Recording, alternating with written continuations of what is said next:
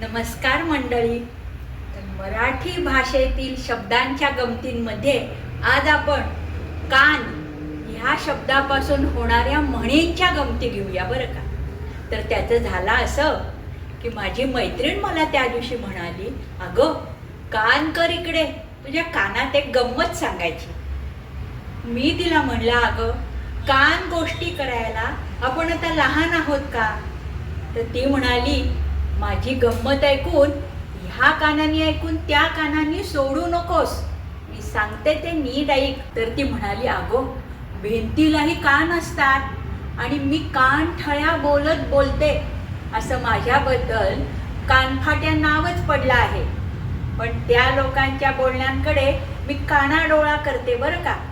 तर काय सांगत होते, ती म्हणाली, काना कोपऱ्यात काय काय चाललंय ह्याची कुणकुण घेत कानमंत्र देत असते.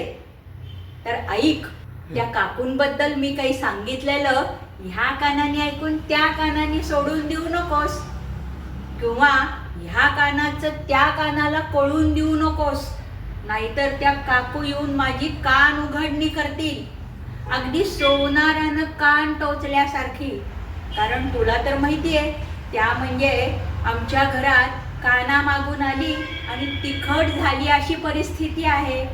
पण करणार काय, बळी तो कान पिळी. मंडळी, तुम्हाला ही गंमत आवडली असेल तर लाईक, शेअर आणि कॉमेंट करा.